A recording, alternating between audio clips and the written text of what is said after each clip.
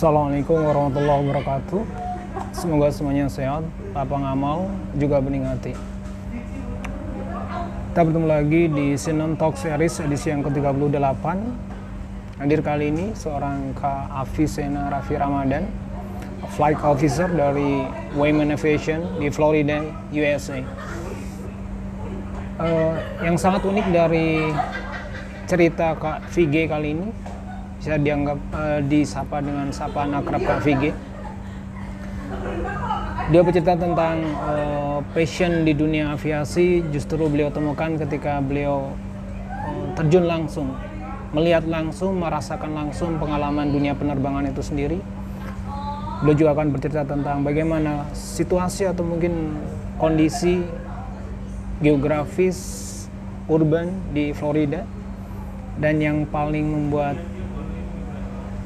kita terkesan adalah kejujurannya berani untuk mengakui kekhilafan, kekurangan, dengan satu harapan bisa bermanfaat untuk orang lain agar tidak melakukan hal yang sama. Semoga cerita ini bermanfaat, dan pastikan selalu terhubung dengan channel Al-Fatih Zimani sebagai wujud dukungan akan cerita-cerita indah berlimpah kebaikan. See you next.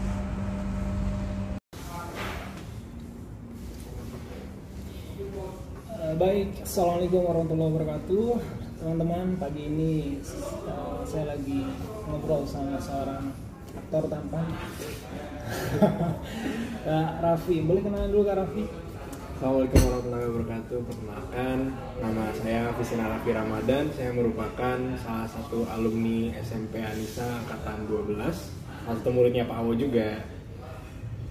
Apalagi nih Pak, jadi saya lulus di sekolah penerbangan yang lokasinya ada di Florida di Amerika. Jadi sekarang saya udah lulus, lagi nungguin kerjaan. Sekarang sementara saya ngobrol-ngobrol nih sama Pak Awo nih, pengen curhat-curhat lah ceritanya. Gitu. Iya. Udah cukup lama kembali dari Florida. Tapi sebelum Florida mungkin boleh ke teman-teman ceritakan why kenapa harus ke Florida, ceritanya seperti apa awalnya? Sebenarnya sedikit lucu Pak kalau diceritain. Jadi tuh saya tipe-tipenya misalkan memilih sesuatu, contoh milih SMA gitu. Yeah. Saya tuh nggak yang ngelakuin research yang dalam untuk kayak tahu ini gimana, terus saya ngumpulin banyak informasi. Tapi saya lebih ke, saya ngeliat satu dan saya nyaman, saya pilih gitu. Nah posisinya waktu itu saya setelah pas lagi masa-masa akhiran SMA, saya mau milih sekolah, mau milih kuliah di mana, tapi saya nggak tahu mau masuk jurusan apa. Karena saya ngerasa hobi saya banyak, tapi saya nggak punya satu hal yang mau saya tekuni dalam banget, itu saya nggak ada. Akhirnya saya pas lagi nyari-nyari, salah satu temennya papa itu ada yang punya agency katanya. Jadi dari sekolah saya ini ada istilahnya representatif dari sekolah saya yang ada di sana, tapi yang ada di Indonesia. Jadi salah satu si ownernya ini temennya papa, ditawarin mau istilahnya nanya secara kasarnya, anak lu mau jadi apa gitu kan. Terus katanya mau jadi pilot juga kayaknya gitu kan. Oh datang aja tuh ke, gue mau ada open house kalau gue. Akhirnya saya diundang, saya datang. Kalau Florida? Enggak, di kantornya waktu itu di Pondok Indah. Oh di Pondok Indah. Di Lebak Bulus. Di Lebak Bulus saya datang open house, dibikin PowerPoint gitu kan. PowerPoint isinya programnya gimana, housingnya gimana, kegiatannya apa aja, socializingnya gimana.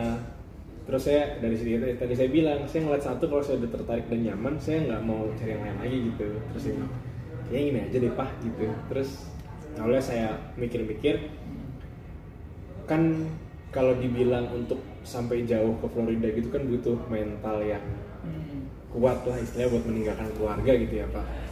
Kalau saya lebih mikirnya untuk saya jauh dari keluarga saya sendiri itu banyak banget yang bisa saya pelajari, mulai dari disiplinnya, mandirinya, terus saya bisa jadi lebih rajin, saya bisa lebih bertanggung jawab dengan istilahnya semua tanggung jawab dari kehidupan saya itu di tangan saya. Makan nggak ada yang masakin, tidur nggak ada yang bangunin gitu loh Pak, salat nggak ada yang nyuruh lah istilahnya gitu. Jadi saya merasa tertantang di situ. Cuman kan di satu sisi juga ada perasaannya sedihnya juga, ninggalin keluarga jauh dari lingkungan rumah yang saya udah merasa nyaman kan istilahnya.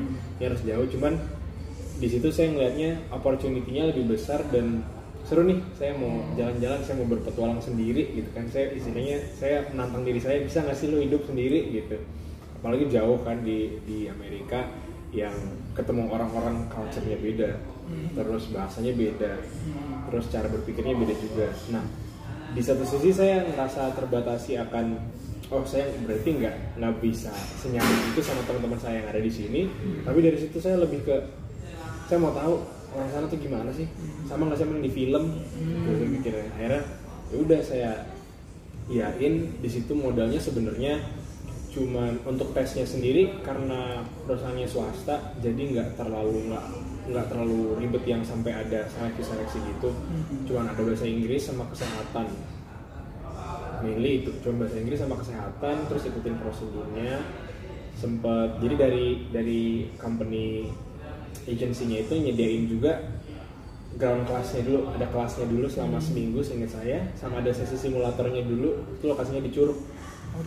Istilahnya ngasih pandangan kita, ini gini nih nanti kira-kira pas simulator di sana. Terus dia sekalian membiasakan diri kita sama ngelihat panel, ngelihat kata-kata aviation gitu, menggunakan kata-kata yang digunakan di penerbangan. Itu kita membiasakan hal itu. Seingat saya 2 mingguan deh persiapannya. Sambil nunggu itu juga kan kita ada interview visa. Itu juga lumayan tuh, karena kan kita juga harus menyertakan dokumen-dokumen yang dibutuhkan. Terus kadang-kadang juga ada miss sedikit di reject gitu kan, maksudnya di decline si application visanya. Tapi alhamdulillah sih waktu itu lancar-lancar aja. Pas awal-awal itu saya berangkatnya bertiga, teman saya 1 orang Riau, 1 orang Surabaya. Jadi dari roommate saya aja udah dari beda pulau, kita mau ke pulau lain yang jauh di sana, 17.000 km. Seru sih menurut saya. Iya. Berarti chemistry dapat, itu yang jadi pilihannya. Mungkin masih ingat hari-hari pertama di Florida seperti apakah ada semacam jet lag atau mungkin jet lag? Hari-hari pertama itu yang pastinya, jadi ketika saya sampai di sana, saya dijemput sama senior saya yang dari Indonesia juga, yang dari company saya ini, dari agensi saya ini, yang udah masuk duluan gitu, dijemput. Kalau pasti kan saya ngerap, yang paling saya rasain itu adalah asing. Ini di mana gitu. Wah, beda banget kan, mulai dari orang-orang di sekitar saya, suara di sekitar saya, lane mobil yang biasa saya nyetir di kiri jadi di kanan jadi di kiri gitu. Padahal saya perhatiin, sebenarnya kalau ngerasa asing sih udah mulai dari pas masuk ke pesawat kan isinya udah mulai bule-bule tuh.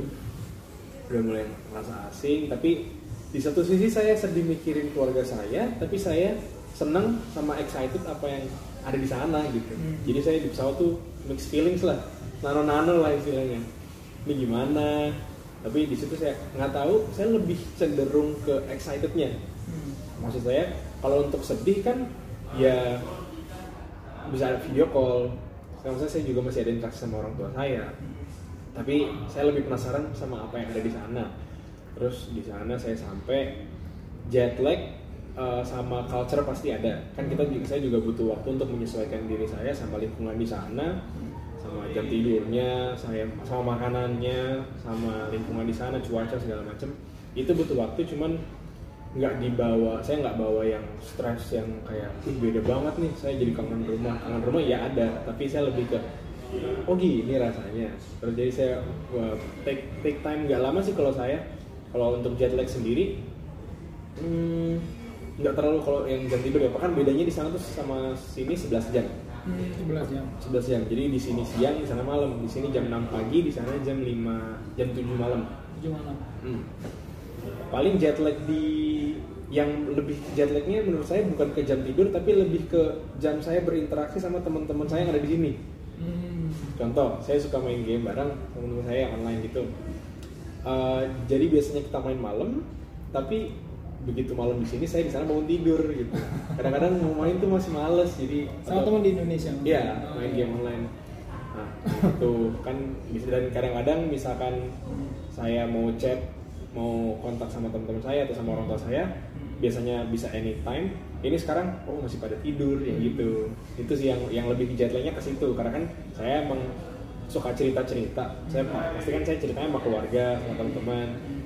pas awal-awal saya datang ke sana saya nemu banyak hal baru tuh saya senang banget ceritanya. Nah sedangkan begitu saya mau cerita yang lain udah masih pada tidur gitu, akhirnya ya udah nggak apa, saya enjoy dulu, saya explore banget tuh per hari-hari pertama tuh saya kepo aja ini apa sih, ini gimana, saya sampai saya suatu hari kedua hari ketiga gitu saya pagi saya jogging lari gitu kan, ngasal aja kemananya tuh ngasal, ya sebenarnya riskan sih, saya nggak tahu apa gimana berbahayanya gimana, ya udah saya pede aja, saya lari, saya jogging, dia kan di blok-blok gitu, saya muterin satu blok, terus ngeliat di orang-orang mobilnya begini, terus speed limitnya segini, restorannya posisinya di saya sekalian nandain kalau kira-kira ada restoran yang menarik, lokasinya di sini dari saya jogging pertama itu.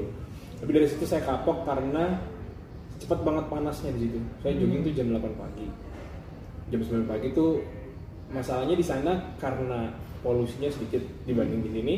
Jadi sinar mataharinya tuh ibaratkan langsung kena kulit gitu Pak.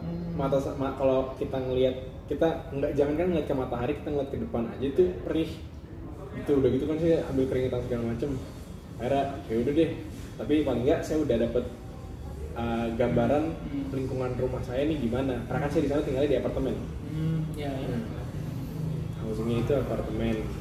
Jadi saya tinggal awalnya muter-muter di situ. Kalau untuk hari pertama tuh saya ingetnya senior saya, abang-abang saya nih bawa saya sama dua teman saya itu ke tempat-tempat yang penting, ke supermarket, terus ke bank, ke tempat beli internet provider, beli nomor handphone.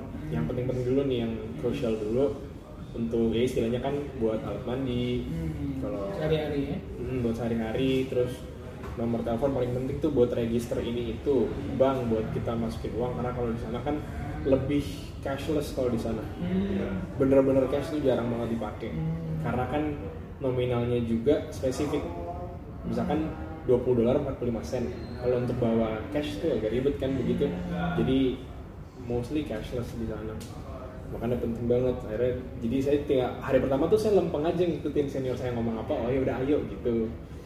Makin hari-hari begitu udah terbiasa, baru tuh saya berani keluar sendiri. Tapi ya bawa modalnya kepo sih Pak, modalnya pengen tahu aja ada apa sih, ada apa. Karena harus struggle, harus survive, jadi harus move on ya sana. Iya. Tentang Florida itu secara geografis sebenarnya, karena tadi kan panas. Secara geografis seperti apa kondisi Florida mungkin dibandingkan dengan kota lain di Amerika? Kalau Florida sendiri itu kan masuknya Amerika Selatan. Amerika Selatan ya. Jadi dia bentuknya apa sih? Palung ya, yang dia keluar semenanjung gitu ya. Ya, semenanjung, samping kanan kirinya ada laut gitu. Ya, jadi otomatis kan bisa dibilang tropis juga, karena kan kanan kirinya air. Dan kalau di sana itu kita field elevationnya rata Pak. Jadi nggak ada gunung, nggak ada yang longsor gitu, nggak ada. Jadi field elevation itu rata, cuman beda 10 feet paling dari Florida ujung ke ujung tuh bedanya nggak jauh lah. Dan di sana kan ada restriction buat gedung juga. Jadi di sana tuh nggak ada batasan gedung. Jadi gedung tuh nggak ada gedung-gedung yang tinggi banget yang kayak skyscraper gitu, nggak ada di sana. Karena apa? Karena di Florida itu rawan hurricane atau badai yang ada anginnya. Itu tuh seasonal, jadi setiap tahun pasti ada. Nah takutnya kalau kita bikin yang gedung tinggi-tinggi tuh roboh apa segala macam, akhirnya ya segini-segini nih ininya. Gedung-gedungnya tuh apartemen tuh paling 3 lantai, kecuali yang di kota. Yang di kota kan emang ada gedung-gedung tinggi tapi nggak banyak. Tuh, terus karena itu juga jadinya panasnya karena kanan kirinya laut.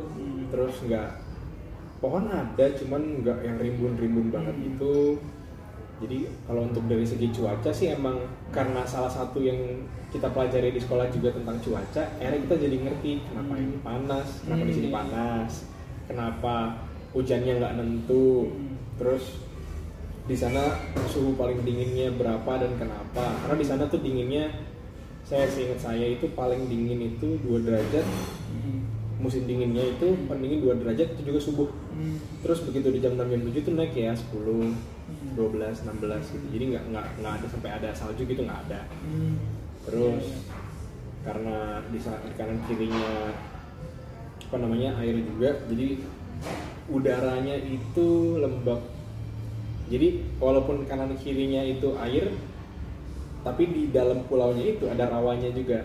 Jadi bukan berarti di dalamnya itu kering banget, enggak. Makanya ada yang rawa-rawanya juga. Di sana kan terkenal sama Everglades-nya juga. Everglades itu kan yang rawa-rawa, yang buaya alligator Florida itu kan, itu kan terkenalnya dari situ. Nah, karena itu jadi sekitar berapa ya? Sekitar 20 miles dari rumah saya tuh udah Everglades itu. Karena kebetulan di penerbangan kita kan ada yang namanya practice area. Jadi ada satu area di mana kita bisa untuk latihan manuver.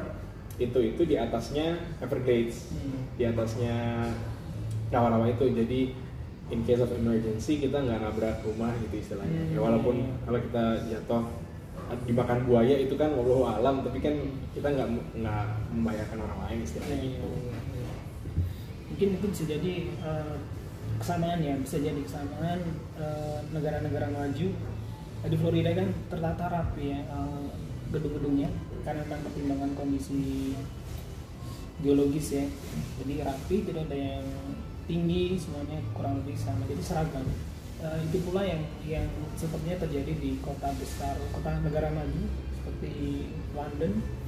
Rumah-rumah penduduknya juga polanya sama, seragam, jadi tidak terlihat yang begitu menonjol, tidak terlihat begitu yang kurang, tapi mungkin rahasianya ketika kemudian begitu rumah di London itu dibuka mungkin baru isinya. Baik, tentang Florida, sekarang kita langsung ke ini Women Aviation ya. Seperti apa mungkin apa yang ingin Kak Vigi jelaskan ke teman-teman Women Aviation itu seperti apa, setelah mungkin selamat secara fisik dan program trainingnya seperti apa yang dijalani selama berapa tahun di sana? Total saya kumulatif 2 tahun. 2 tahun. Oke, silakan. Jadi pertama-tama mungkin saya intronya itu dari di Amerika itu sama Indonesia. Bedanya adalah kalau Amerika itu kan terkenal dengan birthplace of aviation. Jadi secara gambaran kasarnya gini, Bintaro. Kalau di sini kan kita ada airport Soekarno-Hatta, Pondok Cabe, Curug. 3 dalam suatu area yang luas. Kalau di Amerika itu kita bisa bilang Bintaro ada 9 sektor, masing-masing sektor itu ada 2 airport gitu. Sebanyak itu airportnya, kecil-kecil tapi banyak Pak. Jadi karena itu tadi saya bilang ada banyak orang-orang di sana tuh yang kendaraan pribadinya tuh pesawat kecil, pesawat yang sayap atas terus mesinnya satu gitu untuk jalan-jalan lihat-lihat aja gitu. Jadinya banyak airport kecil, banyak hangar-hangar gitu. Nah, Women Aviation ini terletak di salah satu airport di Pembroke Pines. Jadi sebenarnya saya dibilang Miami itu enggak juga. Mungkin saya sering ngomong ke teman-teman saya kalau saya sekolah di mana di Miami, karena itu terkenalnya. Jadi yang dari Palu ke Florida tadi, Miami City itu terletaknya di paling selatannya tuh, yang terkenal sama Miami Beach-nya, pantai yang ikonik banget lah, yang di film-film tuh ada di situ. Saya itu agak ke atasnya sedikit, namanya Pembroke Pines. Jakarta Bintaronya lah. Kalau Bintaro ini kan agak pinggirannya, Jakarta tuh kotanya. Satelitnya. Jadi Jakarta tuh Miami, terus Bintaro tuh Pembroke Pines-nya itu agak ke atas sedikit. Nah di Pembroke Pines itu ada salah satu airport namanya North Perry. Nah sekolah saya terletak di situ.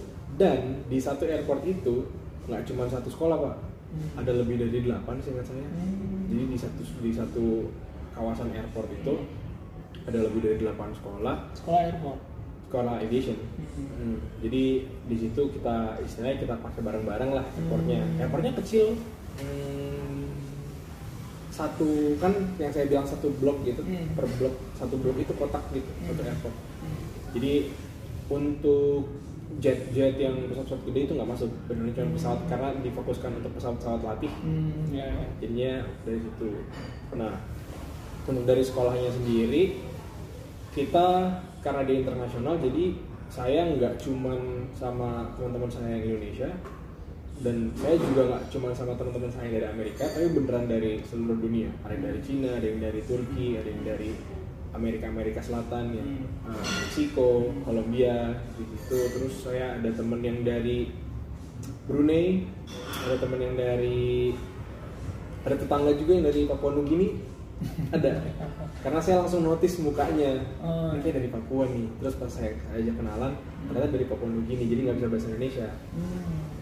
Gitu ya, beragam lah. Jadi untuk culture sendiri saya nggak cuma nyamperin satu culture, tapi saya nyamperin banyak culture dan ketemu di satu tempat yang sama gitu.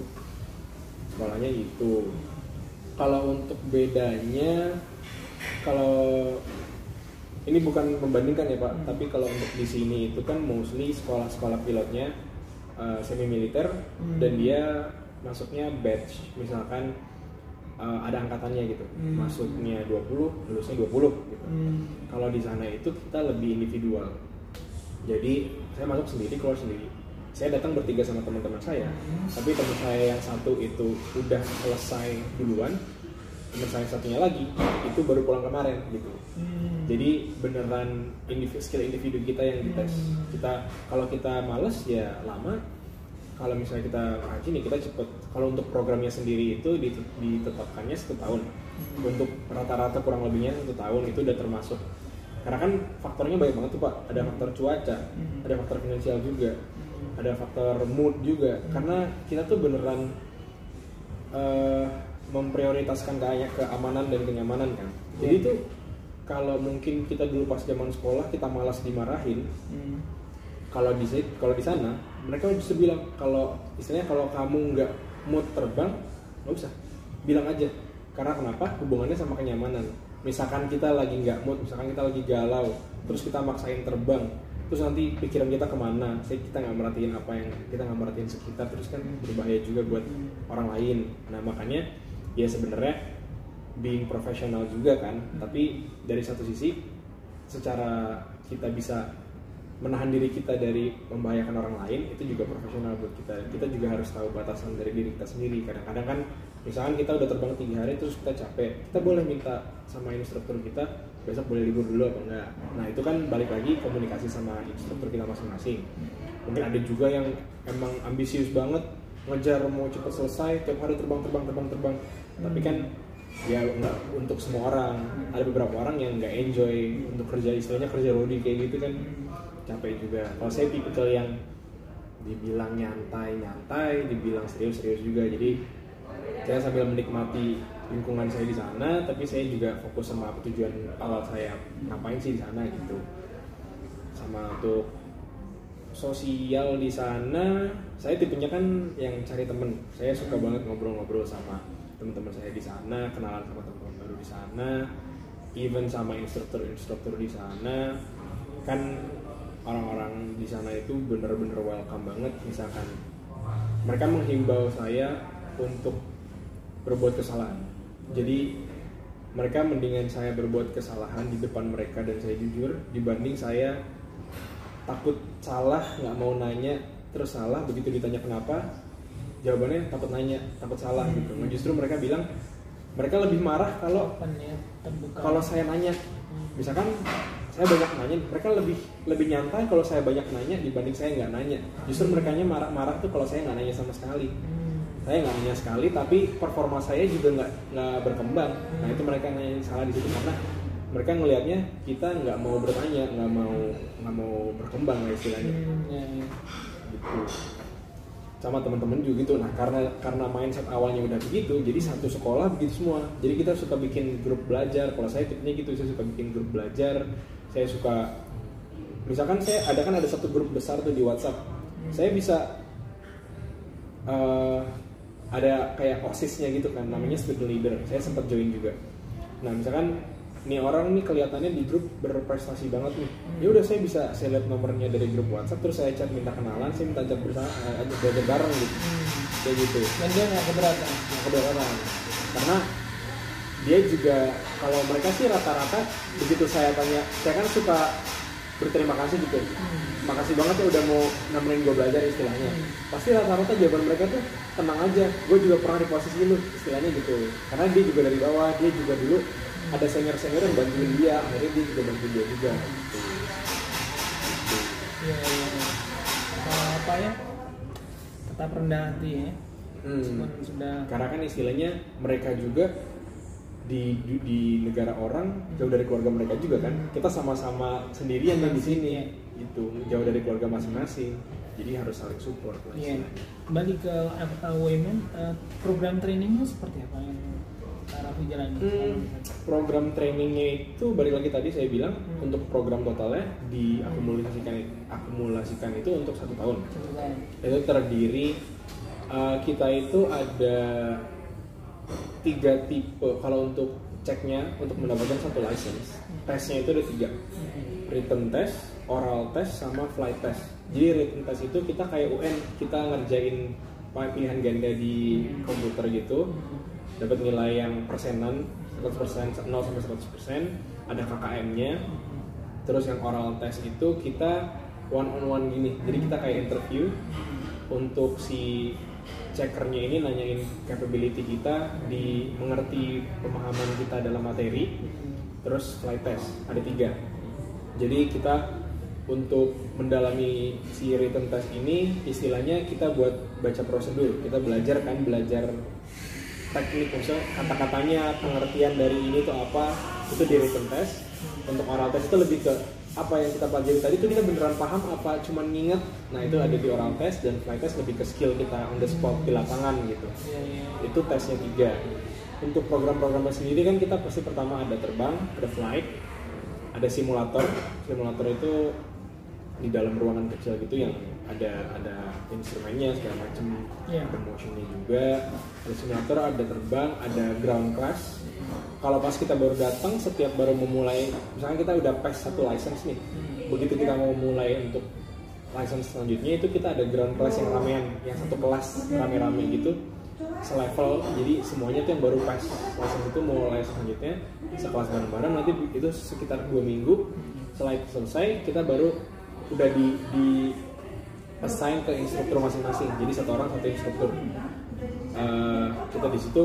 Nah itu ada terbang tadi, terbang, ada simulator, ada groundnya juga. Ground itu kita satu-satu. Jadi kalau yang tadi saya cerita itu kan tes, yang oral test itu kan ditanya-tanya.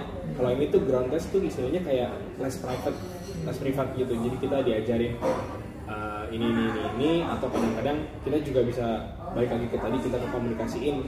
Kalau saya biasanya di awal pertama kali saya di assign sama satu instruktur, saya bilang dulu tujuan saya begini, cara belajar saya begini, tapi bukan maksudnya saya request atau saya menetapkan harus begini, tapi lebih ke kita biar satu pikiran lah, biar kita juga nyaman, karena kan mau nggak mau si instruktur saya ini partner saya juga. Saya butuh support dia juga butuh support saya sebagai murid dia. Jadi saya meluruskan dulu mindsetnya biar kita di satu jalan, biar kita nyaman. Nah, akhirnya dia jadi ngerti. Oh, kadang-kadang satu hari dia yang ngasih materi, kadang-kadang satu hari udah biarnya saya nanya mau nanya apa gitu. Itu juga saling melengkapi ya. Saling melengkapi. Tentang ini mungkin spesifikasi teknis ya. Pesawat yang pernah Vicky pegang seperti apa, detailnya, bagaimana cara menerbangkannya, barangkali boleh cerita teman-teman. Sebenarnya kalau cara menerbangkan sendiri itu kan bisa 2 hari sendiri Pak menjelaskannya. Nggak sih, nggak 2 hari, tapi secara simpelnya pesawat yang saya terbangkan di sana itu pesawat Cessna 152. Jadi di sana itu kita ada beberapa pesawat, Cessna 152, Cessna 172, itu beda di size. Kalau Cessna 152 itu yang cuma 2 kursinya, pilot, co-pilot sama pilot, atau misalkan saya sama instruktur saya. Kalau yang 172 itu dia lebih besar. Sebenarnya di belakang itu bisa dipakai kursi lagi 2, jadi 4. Tapi karena kita sekolah, jadi dilepas, jadi di belakangnya kosong aja gitu. Dan gunanya biar apa? Karena kan masing-masing pesawat ada limitasi beban. Kadang-kadang kalau ada instruktur yang tinggi, ada teman saya yang agak gemuk, terus terbang di pesawat yang 152, nanti dia overweight, karena kan ada limitasinya tuh. Pesawat itu harus limitasi maksimum weight-nya tuh berapa, karena berpengaruhnya sama performance. Itu juga kan kita setiap hari tuh, setiap sebelum terbang kita cek dulu tuh dari barang bawaan kita, tas kita berapa beratnya, kita terbang sama siapa, kita tanya beratnya berapa, kita total sama berat kita. Terus setiap pesawat juga limitasinya beda-beda. Nah, dari itu kan dari awal teknisnya dari situ. Nanti begitu kita udah mulai jalan ke pesawat, pertama kita harus melakukan yang namanya pre-flight. Jadi kita harus ada listnya gitu, kita harus memastikan apakah kondisi pesawat kita ini layak terbang atau enggak, apakah aman apa enggak. masalah bensinnya cukup apa enggak. Jadi kita cek dulu, kita buka tuh tangkinya, kalau misalnya masih ada, kan juga kita kalkulasiin kira-kira penerbangan kita berapa lama, speed pesawat ini rata-ratanya berapa, kita hitung. Jadi kira-kira kita membutuhkan bensinnya berapa gallon, misalnya kan pakai gallon, berapa gallon untuk terbang berapa lama. Terus udah kita hitung-hitung, kita misalkan kurang, jadi di sana ada alatnya gitu buat ngecek bensin kita masih ada berapa. Jadi kayak sedotan nih, kalau ditaruh di gelas ditutupkan nanti dia naik. Nah tapi ada garis-garis kayak penggaris itu buat memastikan masih ada berapa gallon. Kalau emang kurang kita bisa minta top up sama truck fuel trucknya. Yang cukup awalnya ada di situ. Terus kita cek semua bagian pesawatnya, ada mur-mur yang hilang kah, ada sesuatu yang bentuknya nggak seharusnya seperti itu, atau kadang-kadang suka ada dari apa karat-karat itu kan kalau dikasih oli kan, atau bannya, tekanan bannya, terus ada beltnya. Pokoknya kita cek detail dari pesawatnya, itu semuanya ada listnya dan ada urutannya. Itu baru kita setelah itu kita masuk dalam pesawat, istilahnya kita panasin dulu. Kalau kita pagi-pagi manasin mobil, nah itu namanya run up. Jadi kita dari masuk, kita nyalain semua. Itu kita ada prosedurnya juga. Kan kita mau, kalau setiap pergerakan kita itu kita harus komunikasi sama tower. Begitu kita nyalain, kita udah siap. Dari tempat parkir itu kan pesawat kalau jalan itu namanya taxi. Jadi kita taxi ke taxiway. Jadi ada runway, ada taxiway. Kalau runway itu buat kita take off, kalau taxiway buat kita jalan ke arah runway atau mau balik ke parkiran, kita namanya jalan di taxiway. Jadi dari parkiran itu sebelum kita memasuki taxiway, kita ada tempat untuk menunggunya dulu. Di situ kita kontak tower, kita kasih tahu dulu tujuan kita mau kemana, pesawat kita tail numbernya, identifikasinya itu apa, biar tower itu aware sama pesawat ini lagi terbang nih, tujuannya apa, mau latihan manuver kah atau mau ke airport mana kah, itu. Terus kita minta clearance buat, jadi setiap kita mau nyebrangin runway itu kita nggak bisa semena-mena. Jadi kita begitu kita mau jalan, kita bakal dikasih instruksi sama towernya, misalkan jalan di taxiway Alpha, belok di Bravo, nanti nunggu di sebelum runway 25, misalkan seperti itu. Jadi beneran kita harus teliti karena itu hubungannya sama safety juga. Karena kan tower itu fungsinya menjauhkan memisahkan kita dari pesawat-pesawat yang lain biar nggak terjadi apa-apa kan.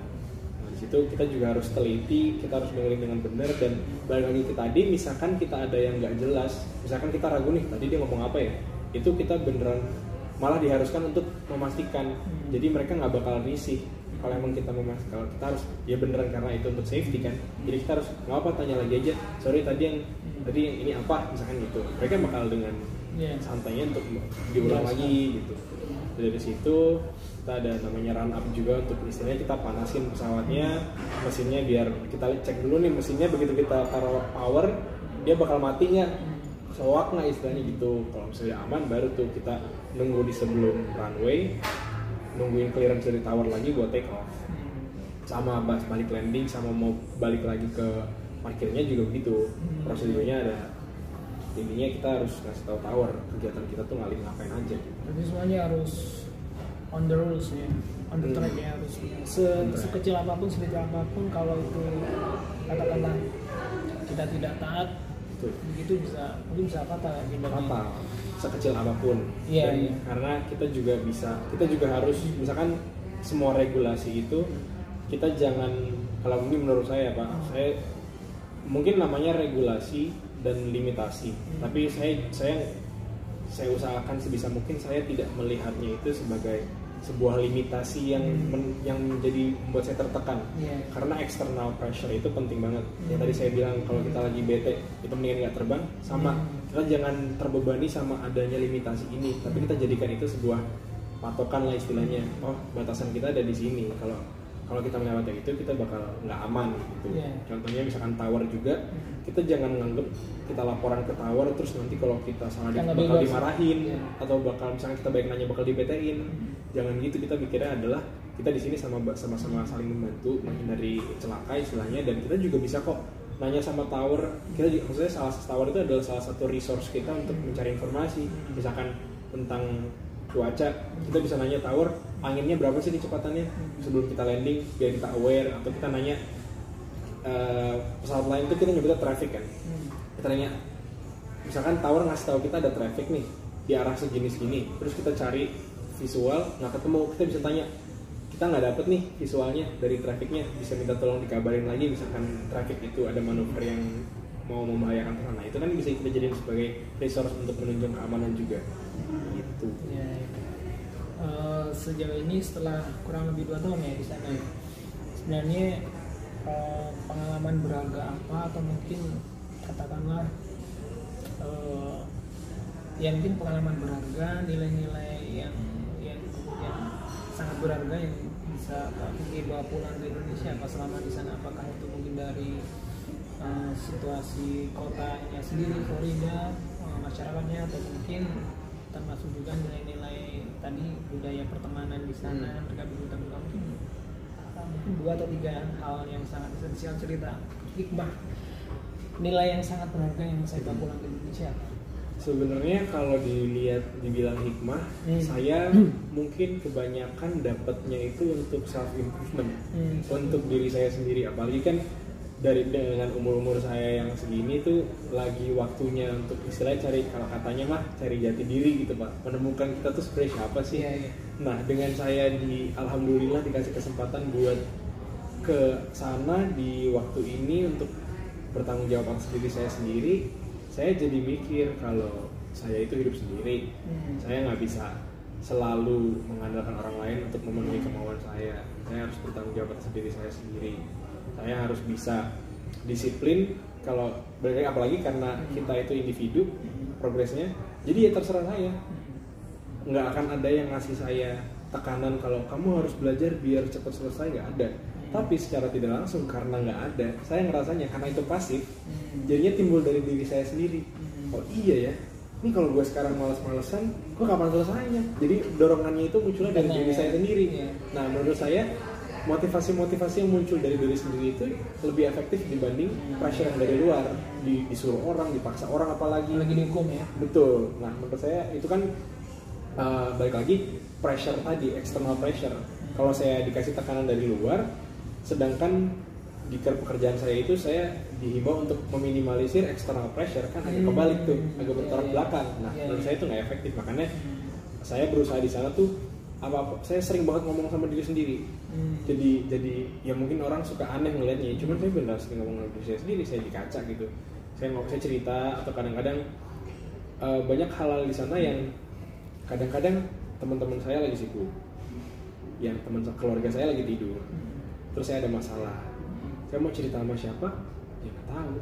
Saya akhirnya ada satu poin di mana saya sadar bahwa jika ada sesuatu yang terjadi dan kita membutuhkan bantuan, atau enggak kita membutuhkan seseorang untuk ada sama kita, itu nggak ada yang bisa kecuali diri kita sendiri. Yang bisa membantu kita adalah diri kita sendiri, yang bisa membuat kita lebih baik, yang bisa menyelesaikan masalah kita adalah diri kita sendiri. Ada bantuan dari orang, kita bisa minta masukan, kita bisa minta pendapat, tapi kan balik lagi kesempatan untuk menentukan atau responsibility, tanggung jawabnya itu kan datangnya dari diri kita sendiri. Kita punya pegangan itu untuk menyelesaikan suatu masalah misalkan. Nah itu yang beneran saya, istilahnya I learned it the hard way lah. Saya beneran sampai terpuruk dulu baru sadar, oh iya nggak ada siapa-siapa istilahnya. Tapi bukannya saya nggak menganggap teman-teman saya apa gimana ya Pak, cuman kan kadang-kadang ada momen-momen dimana mepet banget, saya butuhnya sekarang banget, tapi nggak ada yang bisa gitu kan. Akhirnya ya udah, saya cuma bisa, daripada saya menyesali atau merasa tidak nyaman apa nyalahin teman-teman saya, apa disuruh banget sih, demi saya ngomong sama diri saya sendiri, ya udah sekarang bisanya ngapain, sekarang problem solvingnya apa. Makanya dari situ tuh pokoknya mindset saya banyak yang berubah. Yang dulunya saya sering ngeluh, saya kalau nggak nyaman dikit saya curhat ke teman-teman saya, sekarang lebih kayak ya wajar, things happen, banyak hal-hal yang terjadi, dan saya berusaha untuk, saya mikirnya hidup kita ini bisa dibilang singkat. Terus saya mikirnya saya harus mulai bisa membedakan hal-hal apa saja yang perlu saya permasalahkan dan apa yang enggak. Pendapat-pendapat orang yang nggak penting tuh ya ngapain, karena kan saya di sana juga udah struggling, mereka juga mungkin struggling, tapi saya harus lebih menempatkan gimana saya harus balik lagi, kalau kata orang tua saya harus selalu fokus sama tujuan awal saya, kenapa saya ada di sini. Boleh senang-senang, boleh have fun, boleh jajan-jajan, boleh main sama teman-teman, boleh explore, tapi balik lagi jangan terlena sama itu. Tuh, pengaplikasian dari 7 Habits misalkan Pak, kan dulu kita belajar 7 Habits nih. Itu kan kalau zaman itu kan kita masih teks gitu, think win-win, tapi kita belum memahami gitu. Saya mungkin yang bisa saya bilang adalah pengaplikasian dari mindset yang udah saya pelajari selama ini. Kan mungkin kita tahu, mungkin kita bisa dengar dari teman kita kalau A tuh harus A tuh, oke. Tapi kan kita belum tentu bisa mengaplikasikannya di kehidupan kita sendiri. Nah itu tuh yang saya dapetin banget, karena beneran trial and error. Saya nyoba sendiri, gagal sendiri, berhasil sendiri gitu. Dan di situ kan saya tertantang untuk mencoba terus.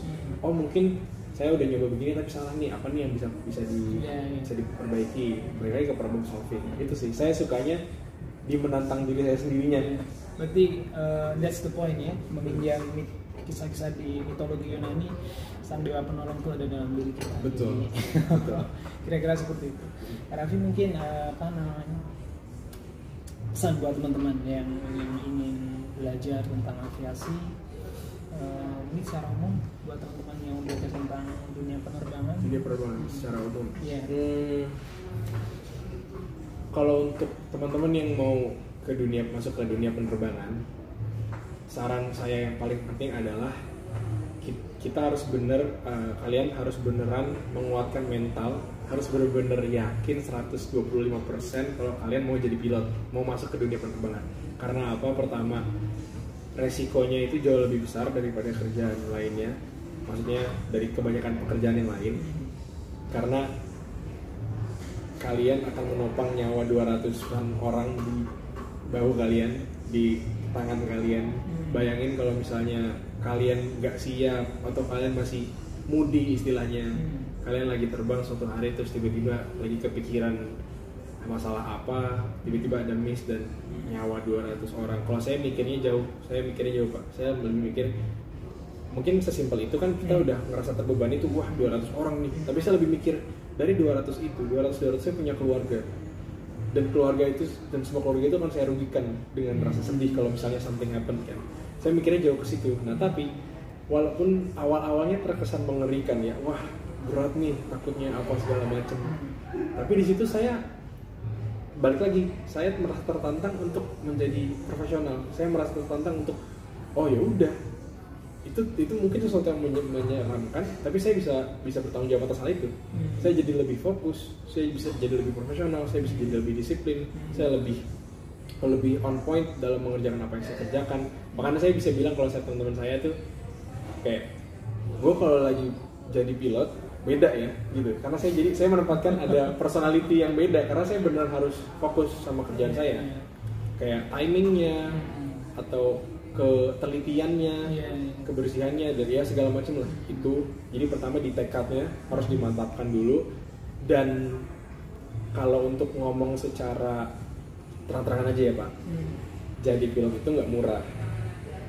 Dan saya tuh paling kepikirannya adalah kalau misalnya kita masih belum mantap, kita udah nerusin, kita udah jalan setengah jalan, tiba-tiba kita cancel, kita cabut gitu, nggak mau jadi pilot lagi.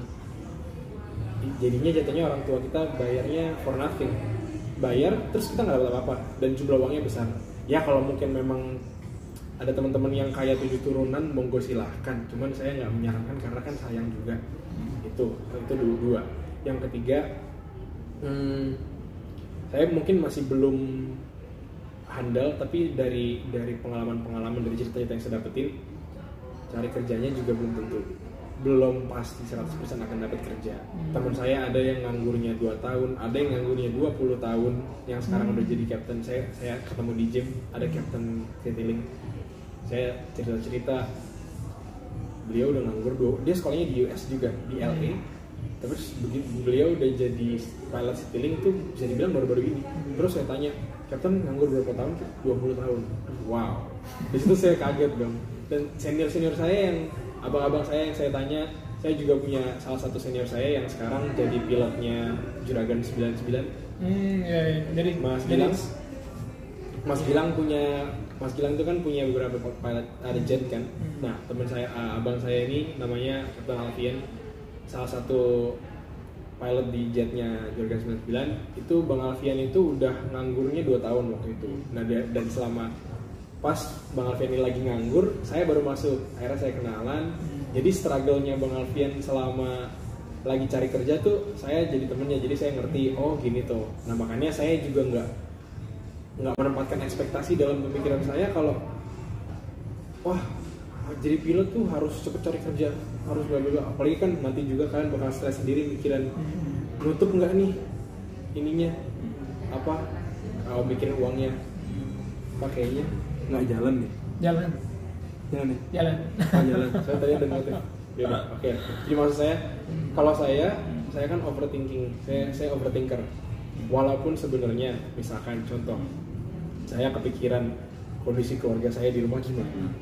Apalagi kalau misalnya saya sebagai anak tuh saya nggak mau ngerepotin orang tua, saya ngerasa takutnya orang tua saya terbebani, walaupun itu lebay kan sebenarnya. Dan kalau saya cerita begini ke orang tua saya bakal bilang, udah kamu fokus aja sekolah dulu, nggak usah mikirin apa, itu tanggung jawab sama papa buat mendanai segala macem. Ya walaupun kita dibilang begitu sama orang tua, tapi nggak tahu mungkin cuma saya atau gimana, tapi saya tuh selalu ya nggak bisa, saya pasti kepikiran. Balik lagi ada extra pressure. Nah itu kan bisa jadi pengaruh juga. Nah salah satu tantangan yang paling besarnya adalah kita harus bisa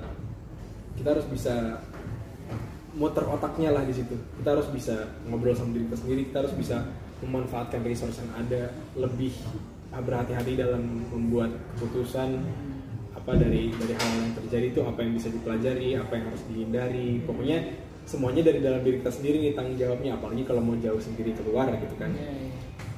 Takutnya nanti udah keluar bayar mahal, terus lupa sama tujuan awalnya mau jadi pilot, terus nyaman tuh sama sosialnya di sana, teman-teman di sana, sama misalkan apa destinasi hiburan di sana, terus jadinya terlena, jadi nggak kelar, terus nanti pokoknya masalahnya bakal ngerembet lah intinya gitu. Makanya balik lagi tuh sebenarnya di tekad harus bener-bener yakin kalau emang mau jadi pilot, there's no going back istilahnya.